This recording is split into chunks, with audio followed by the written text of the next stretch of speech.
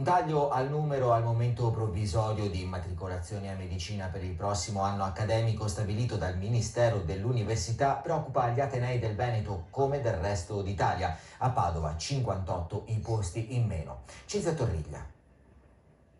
Una grande delusione per la Regione Veneto che da anni si sta battendo per avere più medici in corsia, chiedendo di annullare il numero chiuso per l'ingresso in facoltà, ed è un problema che riguarda tutta Italia.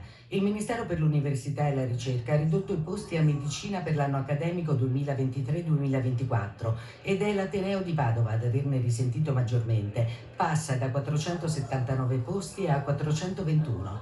Verona invece ha avuto i 30 posti in più richiesti, da 225 passa a 255, compresi 3 posti per gli studenti stranieri. Il taglio dei posti mette in difficoltà la regione che lamenta una drammatica carenza di medici specializzati. Il numero delle borse di specializzazione è inferiore al numero dei laureati in medicina. Bisogna quindi poter avere la possibilità di avere dei laureati che siano competitivi con il corso di studi di formazione europeo. Un percorso difficile e lungo che deve anche avere la possibilità di garantire un posto di lavoro adeguato a tutti coloro che poi lo completano. Il mondo della ricerca fa appello ai giovani